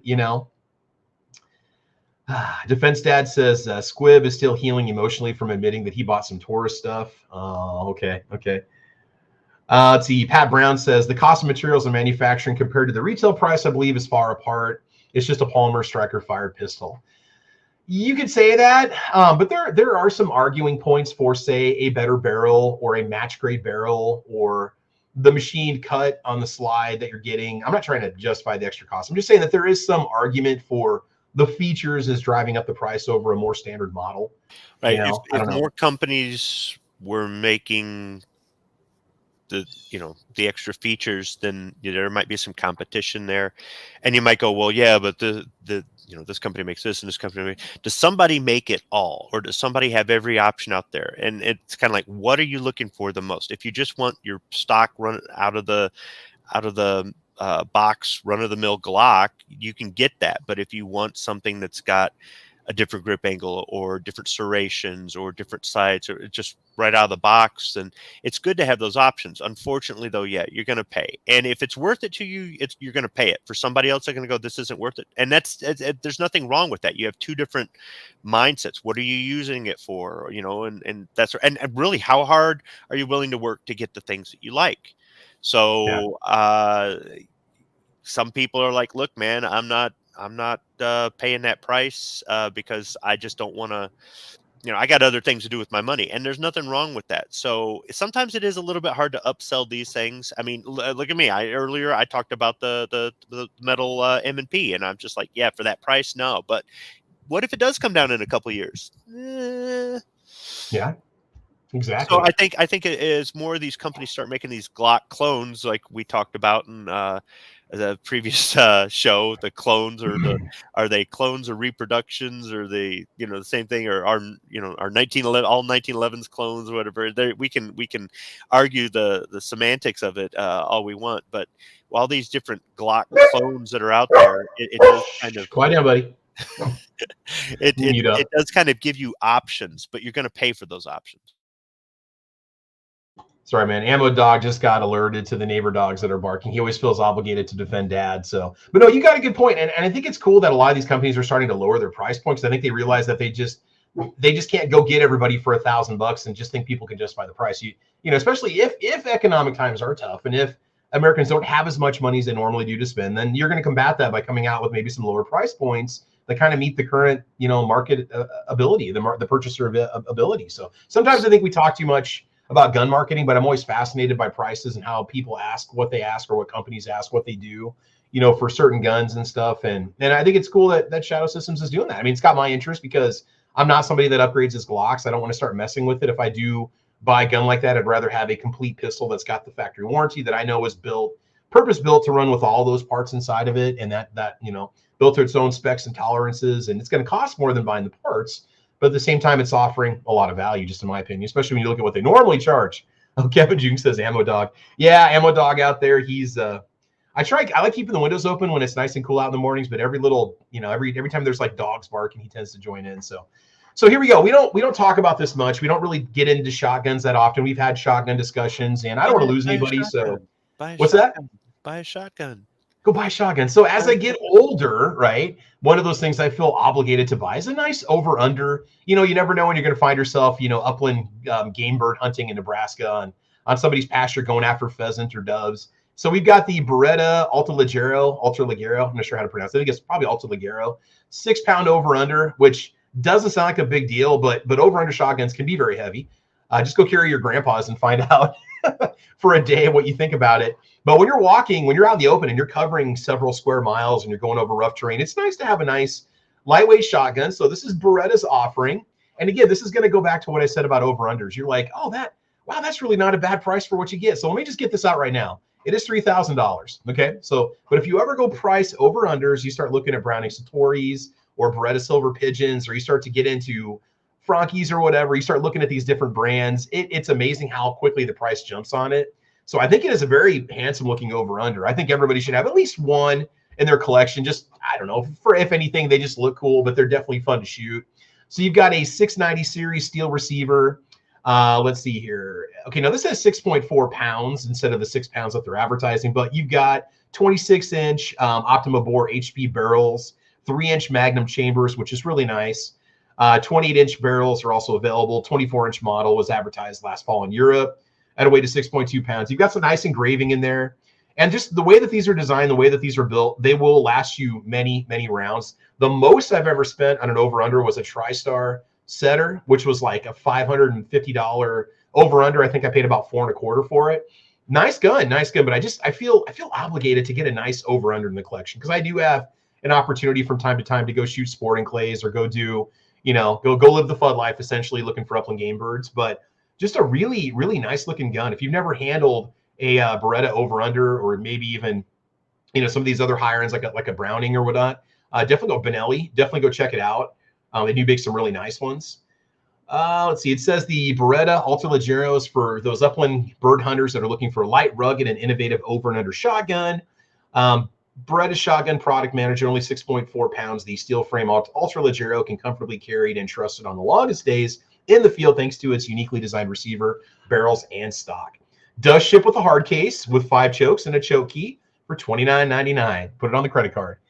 But if I do get an over under, the next one I get is going to be kind of one of those bucket list over unders, if you will. It's going to be, it's going to be like a probably a Browning Satori or a yeah, Beretta that's on my bucket or, list. The only over under I want is a Browning Satori. Mm-hmm. Now, back when I shot one decades ago, they were $1,500. I'm sure they're a lot more now, but I think they're so impressed maybe $2,000 for a field model. Essentially, is what you're looking at. 2,000, if I'm not mistaken, but it's so well balanced and it shoots so well. When you hold one, it's like holy crap. And Benelli has a new one that's out now too, and I can't remember what. Well, they've got one that they've been evolving over the last like 20 years. It might be like a Nova over under. I was just reading about it the other night, but I can't remember the model. Tommy Gunn says his Satori cost him an arm and a leg. Now Tony out here with the next. Where's that comment at, Tony? Where are you at?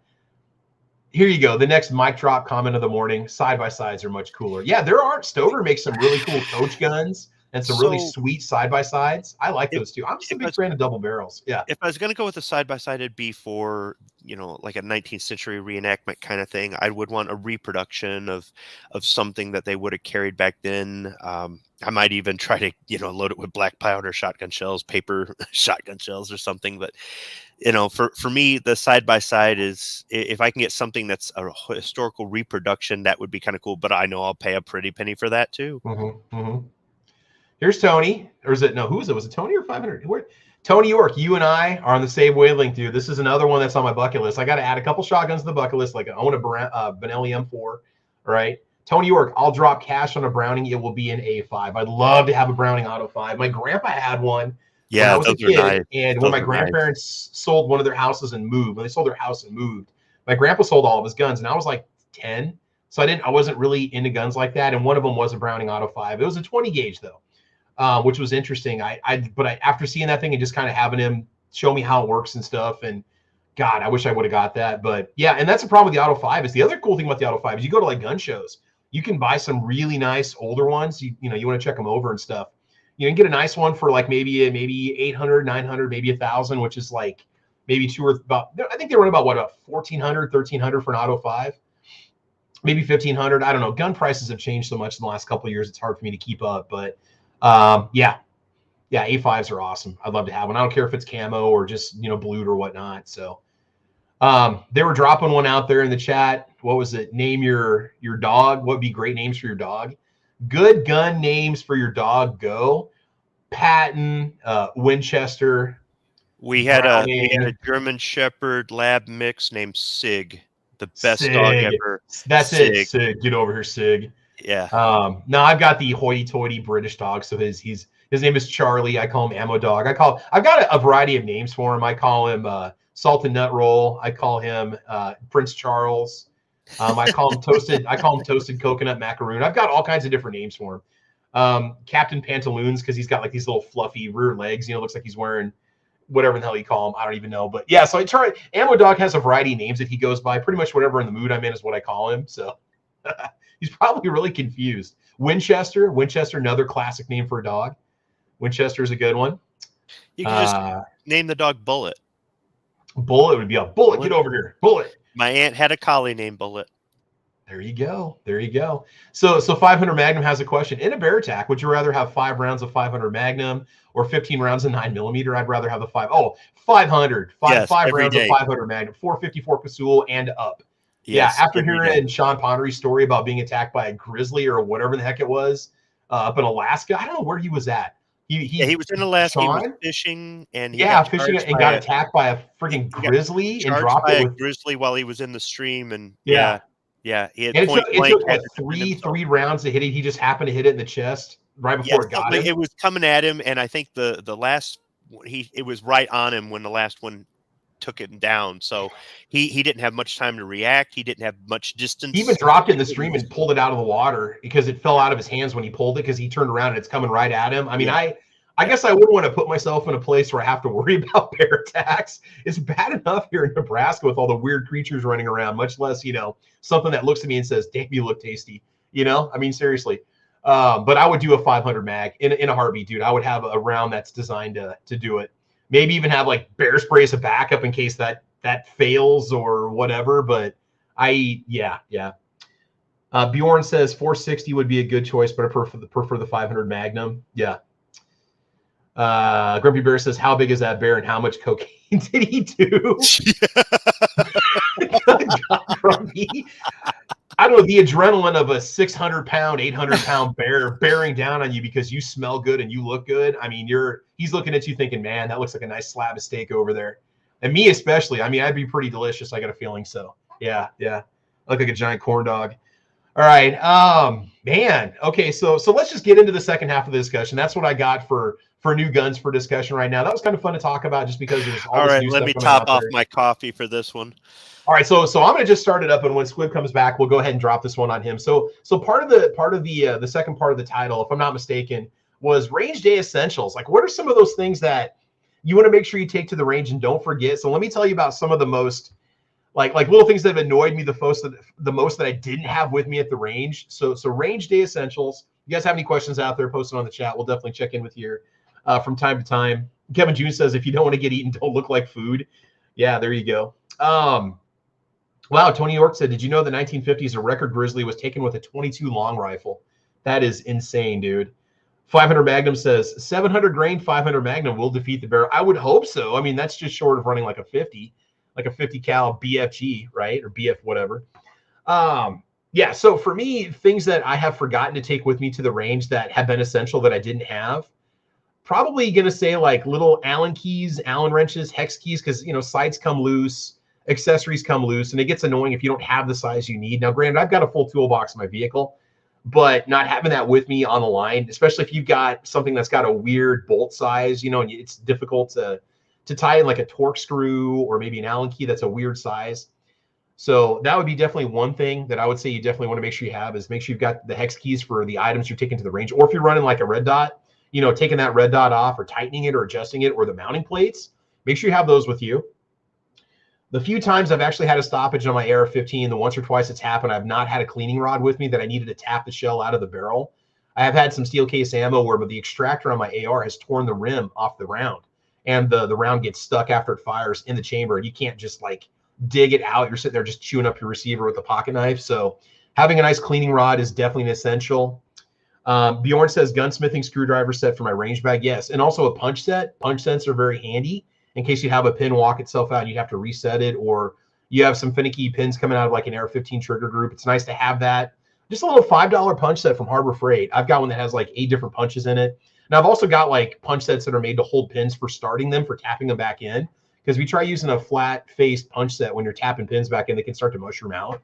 So, maybe consider getting a couple good sets of punch pins or punches to have with you. The side tools are really nice too, like an AR-15 front side tool. Not that you need it because you can use a bullet, or like an AK-47 front side tool. Make sure you've got a side tool that you can use. Also, if you're really a firearms advocate, or you're really not an advocate, but an enthusiast, maybe consider getting yourself like an adjustable sight tool. So if you take your favorite gun to the range and you shoot it and your friend shoots it and your other friend shoots it, and they're all going to be like to the left and you need to make a sight adjustment, some people might just tap the sight, but if you have something that has to be adjusted and moved and whatnot, definitely consider getting a sight adjustment, like a multi-gun sight adjustment tool. Those are pretty handy. And speaking of tools, New York Outcast is here. Where have you been, brother? I'm just messing with you. How you doing, man? Doing all right. Thanks for having me. So He's two coming things on this morning to tell us that he bought a Glock. No. Did you put a down payment on that M&P metal? I figured you'd be the first one in line, man. You probably camped out 3 days in advance like those iPhone people waiting for the new model to come out. I wish. No, I haven't even seen one in the wild yet. Oh man, we discussed them first, and we also, by the way, we mentioned the rnldisplays.com, as you are the proprietor of that company. We're telling people to go out there and buy them. So what's up, man? What's your take on all these new guns coming out? What do you think? We'll go back to range day essentials in a minute here. I haven't really seen a lot. I noticed some videos coming out and whatnot. So really, I'm not up on them, to be honest with you. Yeah, there's not a lot coming out. I mean, there's just like new tweaks to certain models that are out there and stuff, you know. Really, and there's a few new models that are being introduced, but nothing real groundbreaking in terms of the technology that it offers. But there's still some decent, you know. We were talking about that Ruger doing the AR-15 platform, but it's chambered for 308 instead of an AR-10 frame. So that's something new that Ruger's going to be selling pretty soon, which is kind of cool because there's not a lot of companies that do that. Yeah. So what's on your wish list? You got anything on the wish list that you want to pick up at some point here in the near future, or are you just going to kind of stick with what you got? You know, honestly, most of the stuff I like, it's illegal to have here. So yeah.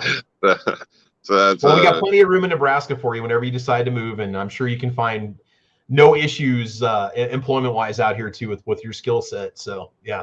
There we go.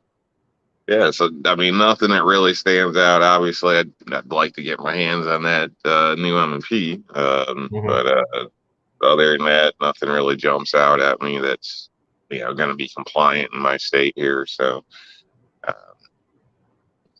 unfortunately, nothing that I've seen anyway. So I'm sure there's something out there. Obviously, new products, a little twist or different modifications, I always feel is a good thing. The more variety, the better. Something might work better for you, something you like more than standard. So, yeah, I'm all for that. I hear you, man. So real quick here, we got, what is this whole anti-Nebraska tirade we have to deal with every episode? First of all, somebody said that Nebraska just looked like an overgrown brown and dusty turd. I think that's what we heard last week, and we had to defend Nebraska. And then Tony York says, why in the heck would anybody move to Nebraska? Look, Tony, it's not for anyone, but for those that know, they know. All right. All right. I'll tell you this way. I'd rather live in Nebraska than live in Missouri. I mean, Missouri's just like Nebraska, it just has more hills and more trees, you know. Yeah, I could make more comments, but I'm going to shut up, and that's just because their football team destroys us every year. So, yeah. But I'm telling you, it's a beautiful state. People are very friendly. It's a wonderful place to be. It's relatively inexpensive to live here for the most part. Friendly. Go north or south in the state, it's scenic beauty, man. And until you've experienced wide open spaces, right? You don't really know how awesome it really is to have that kind of space available around you. It's just very calming and very peaceful. And it's a flyover state, and that's fine. You don't have to come here. But I'll still come visit you, Tony. I'll bring my SR 1911 and I'll let you try that out and see what you think, all right? So there you go. 500 Magnum says, get her done, Travis. Right on, man. Tony York says, I'd rather you live in Nebraska too, Squib. Jeez. Oh, my God. Tony, man. So much for me moving to Missouri. I was going to move in next to Foose, but if you're going to be like that, I'm not bringing a casserole over to your place. So somebody needs to get some sleep this morning. Jeez. Wow. Anyway, I know he's just giving me crap. Maybe not. Let's see. Grumpy Bear says, Nebraska was the first time I ate from a chuck wagon at a big event. That was badass. Yeah, I'm telling you, man, we offer a lot of cool things, man. Ozzy Allersborn says Nebraska beats where I'm at right now. And we're a weird state for gun laws and stuff. I've said it before, living in Nebraska, it's like having a set of parents that'll let you have fun, but not too much fun. Like we've got some backwards rules and laws and things that are just people think are okay because we're very moderate on a lot of issues and not necessarily conservative or liberal. It's a weird state to be in, man. People are very much middle of the road when it comes to issues and stuff. So like they'll be totally for something, but then totally against something because of their faith or religion and whatnot. But it's just, I think you get that anywhere. But Nebraskans are a very interesting group of people. So that's all I have to say. So, all right, so back to the discussion. Squib, range day essentials, man. What is it that you absolutely have to take to the range? What are those things that you would turn around and go back if you forgot? Ear protection. Ear Pro is one of them because I hate foamies. Like I love my Active Ear Pro, electronic Ear Pro. Extra batteries for the Ear Pro, extra batteries for the optics. What else? We mentioned a cleaning rod earlier. I mentioned a punch set's very handy to have. Sight tools are good to have. To go back for. I mean, I try to make sure everything's in the range bag. I try not to weigh it down too much because but it's way too easy to do. I'd rather bring extra than to not have, but I will tell you this, my range bag is always heavier coming home than going to the range. Because as I make space in there by eating up ammo and targets and stuff like that, I also start filling Ziploc bags with brass. So I do have to have some space in that range bag. You know, I keep a few tools for some real basic stuff. I do need to get a folding set of Allen wrenches to keep in the range bag. I think I've got a Torx. Yeah. I've got a Torx set. I need an Allen set. That's more for optics and M-Lock now. Playing around with M-Lock stuff. So that's the next thing for the range bag. I do keep a small can of Rem oil. I don't use Rem oil so much for cleaning as much as I use it as a lubricant or a protectant. Maybe it's a nice kind of middle of the road lubricant. It's not super greasy, but it's not super light. Like it'll work. It's not the thickest lubricant you can get, but it just kind of all around. To me, it's always worked. And people are like Rem oil, blah, but we're not running the latest, operator spec SEAL Team 6 approved, SLP 9000 semi-auto, whatever. We're running just kind of a tried and true oil that just does the job. It's cheap. It works. If you're at the range and your gun starts to gum up and you hose it down with Rem oil, it should start running again. In my, that's what my experience has been. A Tommy gun says staple gun. I went that route. I used to keep the staple gun in a range bag and staple my targets. Now I actually use these plastic clips. I've been meaning to do a video on them for 2 years. Haven't done it. I've made thumbnails of all this other stuff. I think I've got a package of them downstairs too, so I can have something new to put in the reload bench.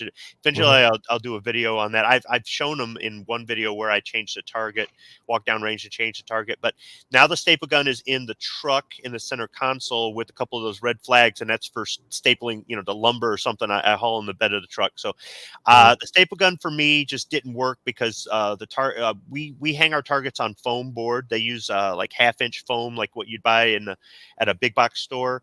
And the staple just don't go in there. They provide toothpicks to hang your targets. Those don't work worth I just put the clamps, and eventually the clamps will get shot up, and I just replace them with more cheap clamps. So that's something I need to make sure that I keep in stock. I've tried the metal clamps, and when they get shot up, they get sharp.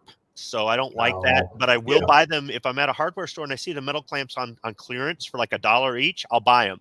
Other than that, though, I just buy a multi-pack of plastic clamps. So that bag I bought for the video will eventually go in my range bag. Another thing, too, is I used to haul the big honking range bag with everybody's crap in it. And then one year for Christmas, everybody got a range bag. And now carry their own crap now. Yep. Dad still carries the most stuff. I've got tools in mine and Rem oil and maybe a few extra targets or something, a few extra clamps, or I'm the one that keeps the batteries, that sort of thing. But yeah, everybody needs to carry their own crap now. Ozzy Orsborn says targets. And here's the thing. If you realize you don't have targets and you're not at the store, don't forget, you can always go online and just, if you have a computer and you got a printer, you can print off your own. You can print 5 or 10 targets. It won't use a ton of ink. Yes. And so there's a lot of free designs you could get. So you get for whatever range you want, like whatever 25-yard target, 50-yard target. So, I mean, that's something I should be doing for the sheer amount of targets I go through. It'd probably be cheaper for me just to print them. So I've got a black and white laser printer that I can do 1,500 sheets for $30. Or I mean, I couldn't get 1,500 targets for $30 unless I buy like a bulk stack off of Amazon or something, Print them at work on 11x17 in color after hours. Just make sure that print queue doesn't go anybody. No, make sure nobody vets your printing history. So if you've got a plotter at work, you can print a life-size deer target. Yeah. There you go. Now at my range, these people will throw away those shoot and see targets. Oh, yeah. And they have like little dots in the corners you can use to cover them up, and they never use them. Dots are for. They literally throw and here it's sitting in the top of the trash can is this target. The center shot out of it, but the corners are good. I'll rip off the corners and use their dots. As long as because if it's got something spilled on it like goo or coffee or something. Throw like the cans of Monster in there, But these things there'll be a stack of these things sitting on top of the trash can. There's nothing wrong with it. They're expensive. You don't buy a lot of targets. Shoot and sees or dirty birds. Shoot and sees are like. Too, yeah. The Walmart, I think like a 10-pack is like $6 or something like that. They're not cheap. The people I go to the range with don't know what the dots are for. I can't believe how many of them have no idea. They're not exactly gun people, so that doesn't surprise me. But yeah. Crazy stuff. The Sharpie, always important. The Sharpie is good. Like I said, extra batteries for optics, extra ear pro. Eye pro, if you have to wear it, an extra set of eye pro is nice to have in case yours would be all scratched up or get broken, especially if you're required to have it. A number 2 pencil instead of the Sharpie. That way I can go up to the target and put the holes where I want them and then turn on the camera. Okay, I got you. If you're a YouTuber, that's, you got to be like, absolutely. You ever go to the YouTube channel where every single time this person's got a bullseye with a handgun at 100 yards and going, but they never have 2 cameras showing the shot actually going through the paper like I do, because I believe in honesty and integrity. Right. Yeah, but no, seriously, I do. You see my shots happening. They're like, all right, let's go down and check out our targets. Oh, that's a really good group. It's like, really? I mean, maybe they are that good of a shot, but you make sure it's a windy day so the target's swinging in the wind, and then you just dub in the clank, clank, clank. This Springfield Prodigy is unstoppable, and me with my shaky hands, I still pulled off a sub 1-inch group at 50 yards. It's like, what? No, not possible, man. The sights would cover the entire target at 50 yards, but. So Sharpie, to me, the Sharpie is important, and that's also because I'll do the camera, like I'll film the targets and talk, and the Sharpie shows up a little bit better on camera when you're seeing the grain weight and the group sizes and stuff like that. Bearded Guy says snacks and water, always essential. Water is a good one to have too. Bug spray in the summertime. Bug spray, yes. The snacks and water. I have a coffee waiting for me in my vehicle when I get done filming, just because I don't want to be all shaky. And I try not to over caffeinate before I film, because I've actually had it affect me before in the firing line with bolt action rifle videos that I've filmed, and I was like all jacked up on caffeine. It affects, holding the gun steady. For me, it does just enough to give you, a little variance in your groups. But at my range, you can't eat on the line. You have to be back away from the line to drink. And then to smoke, you have to be behind the line in the back where the restrooms are, or out in the parking lot or something like that. So they don't want smoking around the firearms. I don't blame them. They don't let us eat there because you got all the lead dust and stuff like that. When I go to the range, the first thing I try to make sure I empty my bladder before I leave. Even though there are restrooms there and I will use them, and they're nice and clean, and the NRA paid for them. They're very nice. I try not to go where I'm going to have any sort of stomach issues or have to run to the restroom every 5 seconds. I definitely don't bring food or water. You might say, well, what about hydration? My range is 10 minutes from home. If I can't drive 10 minutes and then get home and have some water. Yeah, mine's about 20. Well, depending on the road. If the main road's open that I take, it's like 12. I don't want to be taking restroom breaks at the range. I will if I have to, but I usually go before I start filming. I don't put food and drink around lead. It just doesn't. But to each their own. Drucifer says the tourniquet, just in case. I keep a gunshot wound emergency medical kit in the back of my vehicle. It's just sitting right there in I have a little travel bag that has emergency stuff in it, and that's right there. Probably should have it next to me in case something would happen on the line. I'd have it right there. But I don't usually carry. It's just sitting in the back of my vehicle. I leave it back there in case I'd ever drive upon an emergency and need it. It's got, Quick Clot, the Israeli bandage. It's got the tourniquet. It's got the stuffing. It's got the gauze and tape and stuff. So, I mean, that's a good idea to have an emergency medical kit. That's a range day essential. I know a lot of ranges have them right there, but you might not know it. You might be shooting at somebody else's range. You might not be able to access it yourself and whatever, Got to deal with slide bite. Stuff like absolutely, that. Man. Slide bite. That's a big one. That was a big part of our discussion last week at the range safety officer meeting. So, and you never know if you're going to have somebody who's a hemophiliac or somebody on blood thinners. A lot of people are on those blood thinners for heart conditions and whatnot. And when they bleed, they bleed. I mean, like a paper cut could turn into like a, running wound, right? Which is ridiculous. But if it's not going to stop, you have to put pressure on to stop it and then figure out what you're going to do next. And then they're leaking blood all over the place, right? Now, Tony York has a question. Got a great one. What's that? What did he say? I haven't gotten down to him yet. Oh, okay. Well, when you get there, you'll see it.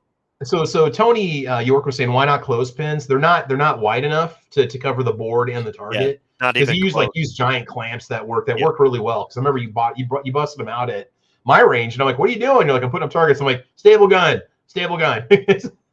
Yeah. But where you're at, you needed to change the boards quickly. With me, we had the whole range to ourselves, so it didn't make any difference, and it's. The longer you take the target check, the longer everybody's waiting to shoot. And if you're at the 100-yard line, you've got a further walk to get there, a further walk to get back. So I've got to get in, change my target, and get out. Now, there's nobody yelling at me, nobody pushing me. I can take my time if I want, but I'm just not going to be that anchor. You know what I mean? Yeah. Tony York says, so Travis has a printer in his bag. No, you print the targets before you go if you don't want to go to the store before you go to the range. Because me, like, my car's all loaded up. And I'm like, crap, I'm out of targets. Am I going to unload my car and go to Walmart? No. Am I going to leave my car sitting in the parking lot of Walmart with all that stuff in it? Absolutely not. So I'm just saying, if you have a printer at home, you can print targets off before you go. That's what I was saying. Spray cans are good if you have steel targets that you're spraying, especially if the club doesn't provide spray paint, but you can use spray paint. Always a nice thing to have. 500 Magnum says, do you like surplus guns?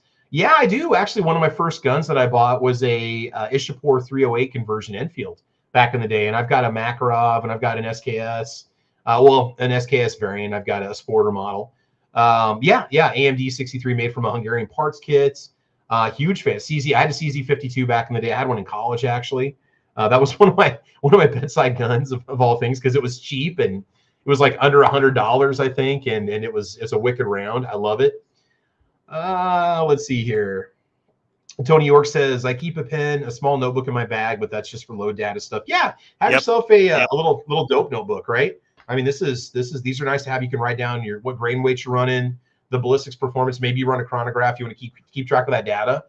So that's kind of part of me filming a lot of my videos, is I'm actually using it as like information for myself, like so I can go back later on and compare like groups that I shoot.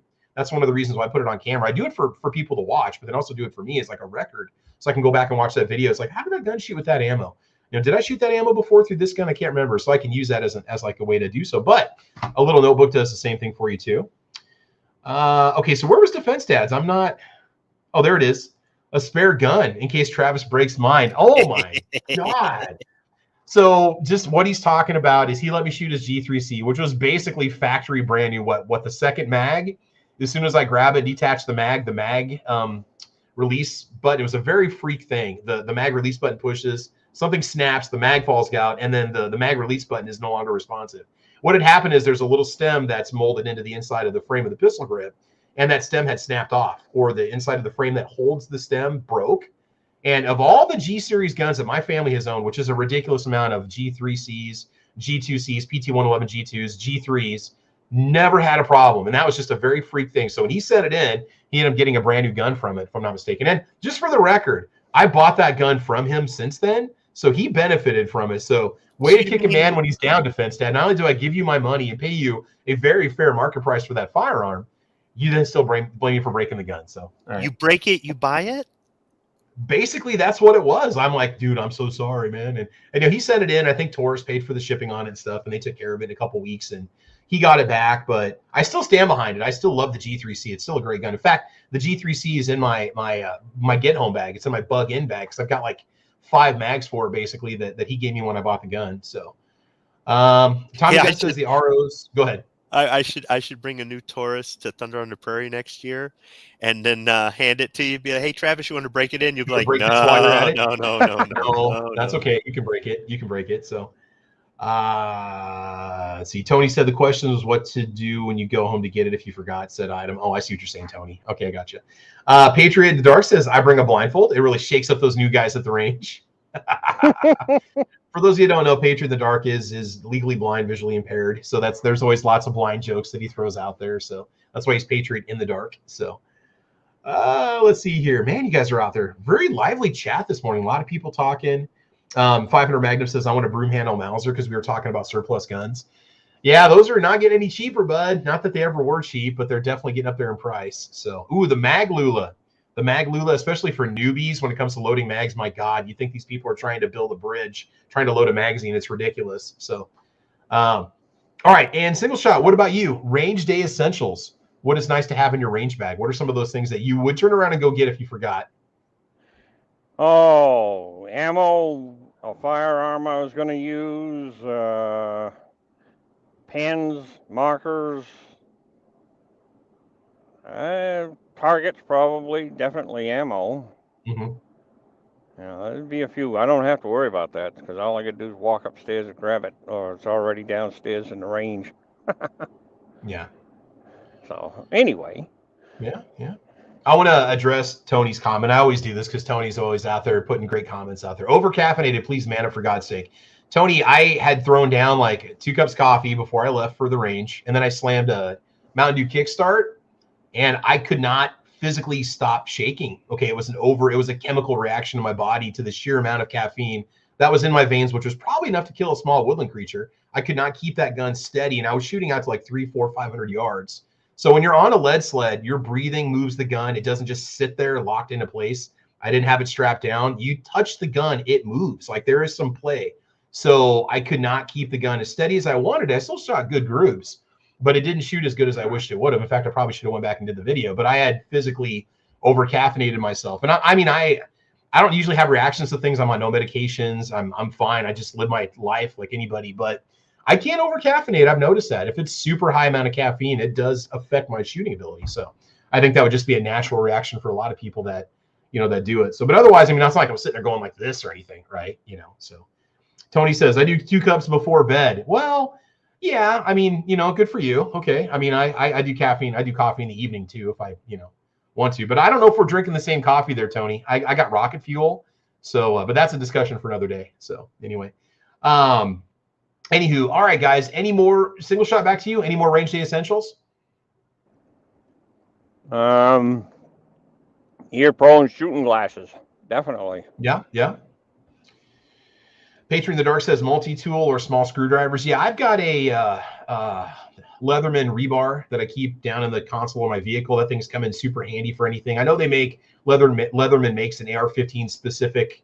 I don't know, I can't remember what it's called, but they make their own specific multi-tool that has tools on it that are designed, to work well with an M4, with an AR-15, and those are really nice too. I think Kirsten the 704 just did a video on one, if I'm not mistaken. He did like a 5 knives in 5 days video, and I think that might have been one of them. Or he had done a video on it recently, and I've been interested in that one for quite a while too. But they run about $100. So, yeah, I've got a plastic box that I have set up, especially for gunsmithing. So that thing definitely goes with me to wherever I'm going. Yeah, got a lot of the essentials in it. Okay, cool. Alcast, what about you, man? I don't know what kind of range opportunities you have or range days or whatnot. What do you take when you go to the range? Aside from fear of traveling with a gun in your car because you're in New York. I know you take a lot of crap for that, but go ahead.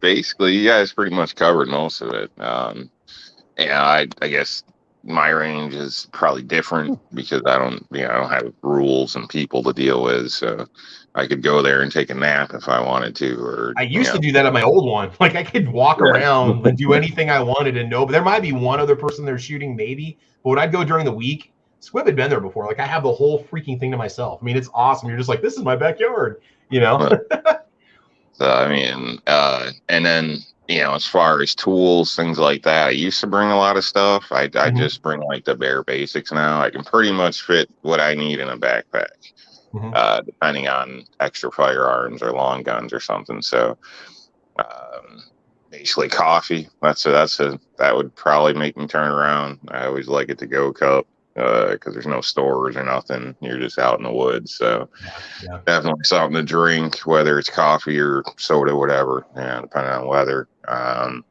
Proper clothing because the bugs will eat you alive. Set of gloves and hat and gloves. So if it gets really cold or super windy and just bitter out, and you can man up all you want, Tony, but when it's 0 degrees out, I don't enjoy shooting with bare hands.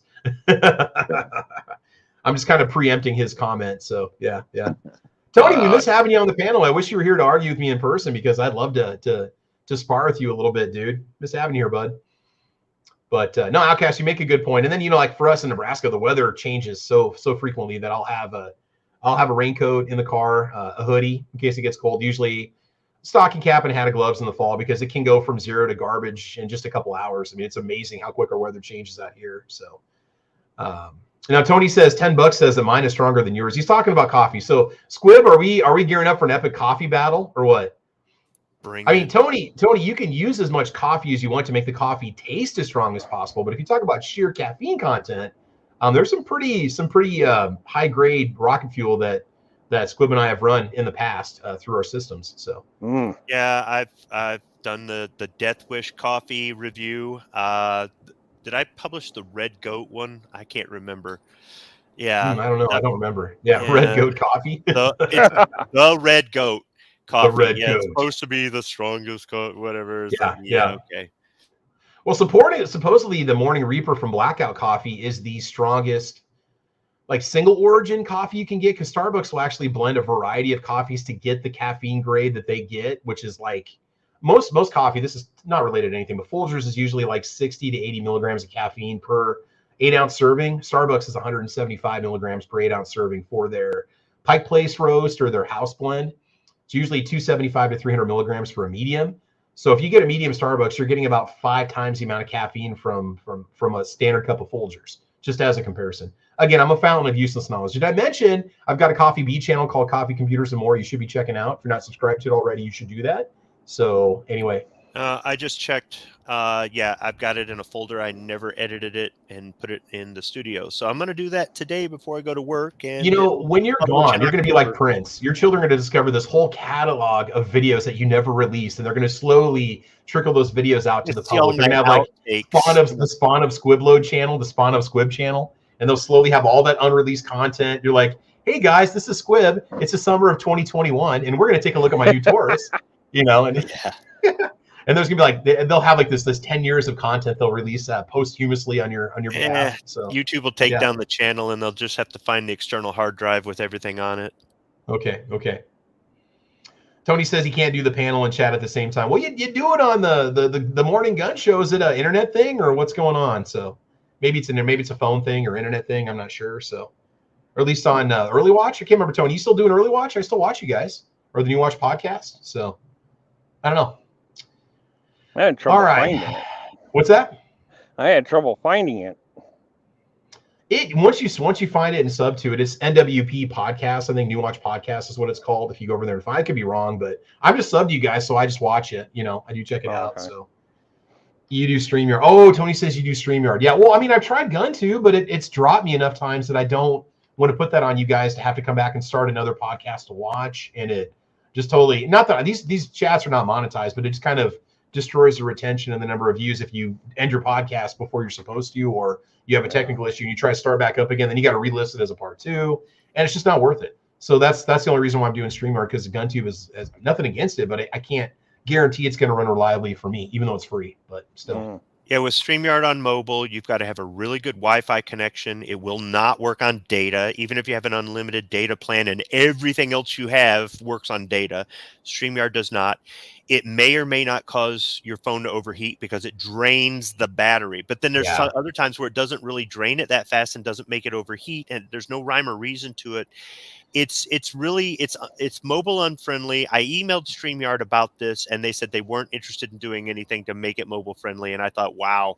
But the thing is, everybody uses StreamYard. If you're going to invite a guest onto your show, they've probably already got StreamYard. That's what everybody's used to. So they can do whatever they want because they're the big dogs right now. It's just like YouTube, right? If people are like, oh, I'm on Rumble, I'm on Odyssey, nobody goes to those. All right, everybody goes to YouTube. Everybody uses StreamYard. But you can stream live through your mobile device on YouTube, right? You can just go live if you want to, not have to use another app. To it. You can't invite anybody. Oh, okay. I didn't know if that's a good point. Yeah. They don't offer any kind. It's like, I don't know. I wish we had maybe somebody would know of something, a really good mobile device that is YouTube friendly, that allows panels while you're on the road. If Hangouts came back, it would fix everything, wouldn't it? Remember those basically days? But I don't know if Hangouts was ever on mobile, was it? Yes, it was. Oh, yes. Well, I wonder if I can. Don't you have to? Maybe if you buy a membership to it or something, and you know what? When Google got rid of Hangouts, if they had said we'll keep it, but you're gonna have to pay, I would have paid $20 a month to keep Hangouts. I paid $250 a month for StreamYard, or $250 a year for StreamYard. While I was driving, it worked. I'm not saying there weren't ever Hangouts. Every now and then it would drop. Every now and then it would loop or something, but it was really rare. It was user friendly. Everybody had it. It worked. And I've heard stuff about, it's coming back under a different name, or you can do this. Maybe, I don't know, but StreamYard is mobile unfriendly. But I've found a few ways to make it work sometimes. But still, I get it, Tony. I get it. Yeah, Tony says they do Discord on the New Watch podcast. So I have it. If you know how to harness it, it's a very powerful tool. But all I do with it is I've got a board over on Discord people can post to and stuff. But we basically were only using it for voice chat while we were video gaming. A bunch of us that are on YouTube, because it was an easy way to chat because we're playing cross-platform. People want to hang out and talk to us, but not game at the same time. So that's kind of why we were running the Discord groups over there at that time. I had to remove Discord from my desktop because it was creating issues with other programs working. Oh. It was doing what it wanted to do. It's kind of taking over. I'm like, what sort of crap do they have in this that is like, no, you don't start automatically doing this and turning this off. And I was like, nope, goodbye, Discord. Hey, New York Outcast, that $20 a month, that was a promotional price too. I think once my promotional stuff runs out in October, November, because I think I got a Black Friday special on StreamYard. It was $250 for a year. Normally, I think it's like $300 or something. It's ridiculous.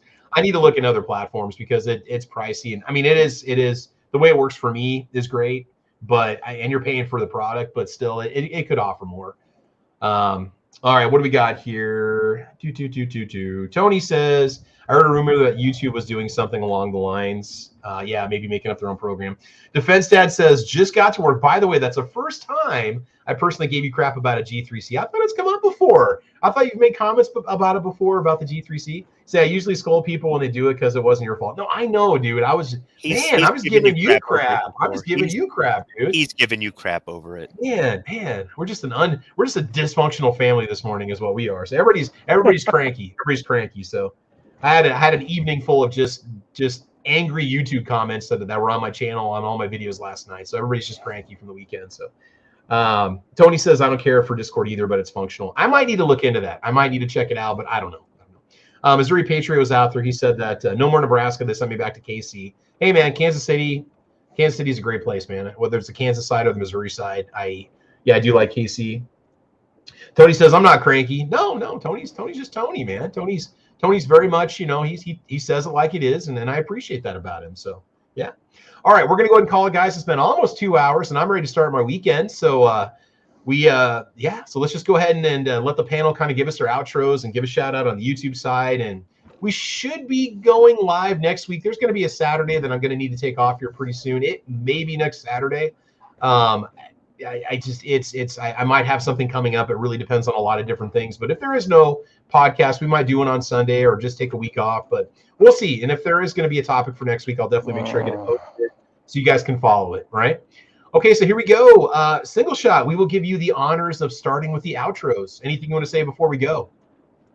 Well, I hope everybody has a great week.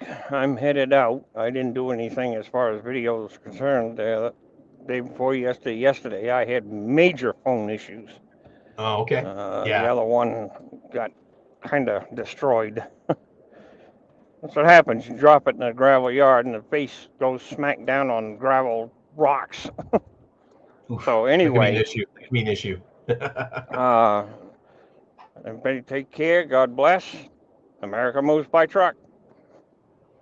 You know it. And if you don't believe that, just check your store shelves, as we say every week. So, all right. New York Outcast, anything you want to say before we go? Just thanks for having me. Have a great day, everybody. Absolutely, man. Appreciate having you here and visiting. And make sure you guys check out those rnldisplays.coms, the finer way to display your fine firearms. All right. And Squibload, anything you want to say before we go? Yeah, take next week off. That way I can sleep in. Never. We're 250 Saturdays without a break. Why not? No, I guess we did go for Mondays for half a year or something, Monday nights instead of Saturdays. But Tony York, again, another mic drop for us. Where's he at here? Tip of the day. First thing in a gunfight, have a gun. Dude, I cannot. That is so true. That is so true. Defense Head says, quesadilla breakfast burrito. Yeah, Amigos has breakfast for another 40 minutes. If you've never been to, Squib knows about Amigos. Yeah. The quesadilla breakfast burrito and the Monster 3 meat burrito. Oh my God, you guys don't know what you're missing out on. They are fantastic. That's a quality of life improvement right there. The breakfast burritos. So, all right, let's go ahead and give a little shout out on the YouTube side. We got Bjorn out there and Tony York and Defense Dad and 500 Magnum and Jim Murray. Very active crowd today. Missouri Patriots out there also. Patriot in the Dark. Ozzy Orsborn, Squibload. William Trader out there too. Kevin June watching today. Tommy Gunn watching from up in Canada. Hey, he's probably got his Timmy Hortons cup all empty and he's ready for a refill. Grumpy Bear out there also joining in. Grumpy, thanks for joining us today. Drucifer out there. That bearded guy watching. M. Gabriel joining us. He goes, I watched the Nebraska constitutional carry debate in the House that last spring. That was strange. Yeah, it's a weird state, man. We're just a very odd state. I don't know why. Again, Tony York watching today with us. Let's see, did I miss anybody? The Shootist was out there. Shootist said we got a new metal M&P at the shop. I was impressed by the machining quality and feel, but it's $300 more than a polymer M&P. Yeah, I think once it starts to get below maybe below 800, people take more of an interest in it. I mean, they're going to sell like hotcakes. You got M&P fans that are going to buy them anyway. But I think it's once the price starts to drop off, maybe more people will pick them up out of curiosity, or maybe they don't have an M&P yet, and why not just go for all metal instead of polymer? You know, a person has a lot of reasons to want to pick one up. Not that you need one, but there's a lot I can think of.